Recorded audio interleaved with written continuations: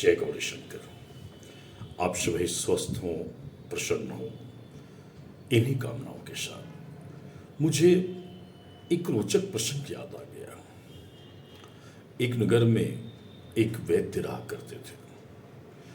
समूचा जीवन उन्होंने औषधियों के, जड़ी बूटियों के चिंतन, मनन और अनुसंधान में व्यतीत कर दिया, और इसका प्रतिफल ये हुआ कि उन्होंने एक ऐसी औषधि का निर्माण किया जिसका नाम उन्होंने रामबाण रखा।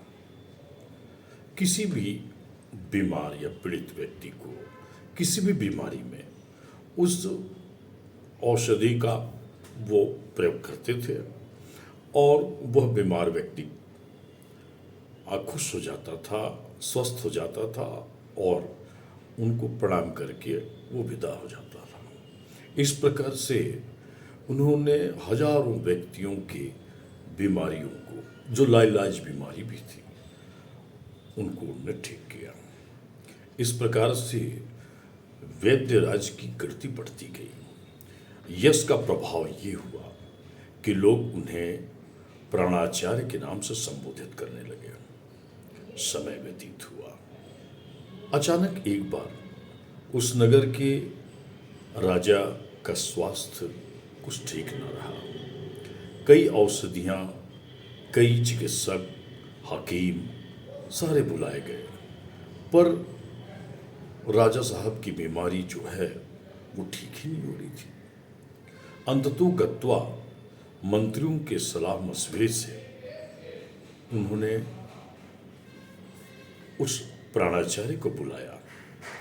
प्राणाचार्य आए, महाराज की नाड़ियों का उन्होंने परीक्षण किया और अपना रामबाण, जो उनके अनुसंधान के प्रतिफल का जो औषधि था, वो उनको दिया।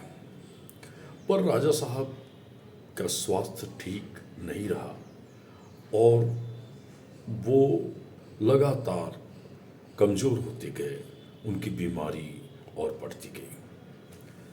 फिर प्राणाचार्य ने थोड़ा सा सोच विचार कर उनको रामबाण की 2 गोलियां दी।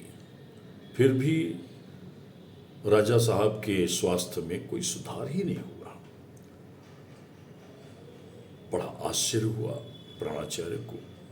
फिर उनने एक सोचा विचार किया कि एक बार 4 गोलियां देने से उसके प्रभाव से राजा साहब हो सकता है ठीक हो जाए। वो 4 गोली प्रयोग करने के बावजूद भी राजा साहब की तबीयत और बिगड़ती गई, लेकिन वो ठीक नहीं हुए और भोर होते होते राजा साहब के प्राण छूट गए, उनका निधन हो गया। सारे नगर में ये खबर फैल गई। उस दिन प्राणाचार्य को बड़ा आघात लगा। उनने सोचा कि मैं पूरा समग्र जीवन जड़ी बूटियों के अनुसंधान में और इस आयुर्वेद के शास्त्र में समर्पित कर दिया, तिलांजलि दे दी मैंने, पर मुझे इसका यश भी मिला, लेकिन आज मैं कहाँ खड़ा हूँ? उस यज्ञ के चौराहे पे जहाँ सारी उंगलियां मुझ पर उठ रही हैं। प्राणाचार्य को बड़ा पश्चाताप हुआ। रात्रि को प्राणाचार्य अपने घर छोड़कर जंगल की ओर चल पड़े। बहुत दूर जाते जाते जाते अचानक उनकी चिंताएं और अपने समग्र जीवन के वो सारे सूत्र इस जीवन के लिए व्यर्थ होने लगे और उन्होंने निश्चय किया कि अब मैं इस खाई से कूदकर अपनी जान दे देता हूँ, आत्महत्या कर लेता हूँ। ऐसे जीवन से कोई मेरे को लाभ नहीं, अपयश से बड़ी कोई मृत्यु नहीं है। ऐसा सोचकर जैसे ही खाई में कूदने को हुए, उसी समय कोई गौरवर्ण तेजस्वी पुरुष ने उनका हाथ पकड़ करके अपनी ओर खींचा।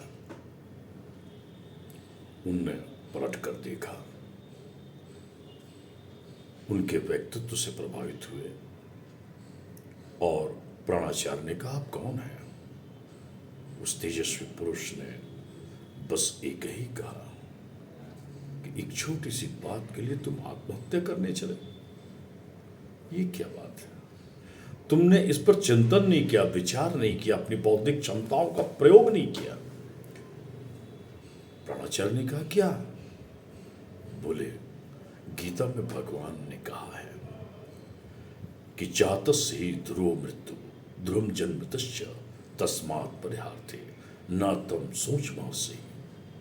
जन्म और मृत्यु के बीच का तो जीवन है, लेकिन जन्म विधाता की कलम से लिखा हुआ पहला शब्द होता है और विधाता का अंतिम शब्द उससे लेखनी से निश्चित होता है, जिसका नाम है मृत्यु। और मैं हूं काल। किसी भी प्रकार के अनुष्ठान, पूजा, आयुर्वेद इत्यादि सारे शास्त्र निरर्थक हो जाते हैं जब व्यक्ति का वो घड़ी, अंतिम काल, वो दौर, वो मुहाने पे आके जब खड़ा होता है तो काल ही उसके लिए वर्ण करने का एकमात्र साधन होता है। मृत्यु अटल है, उसे कोई टाल नहीं सकता। आपके इतनी औषधियों का प्रयोग करने के बावजूद भी राजा मृत्यु को प्राप्त हुआ। ये न समझना कि आपके अनुसंधान व्यर्थ गए।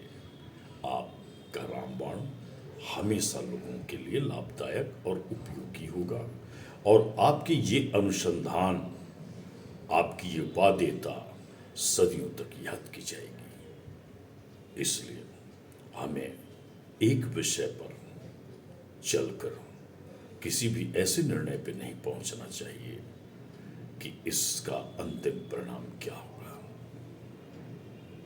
जय गौरी शंकर। फिर मिलेंगे।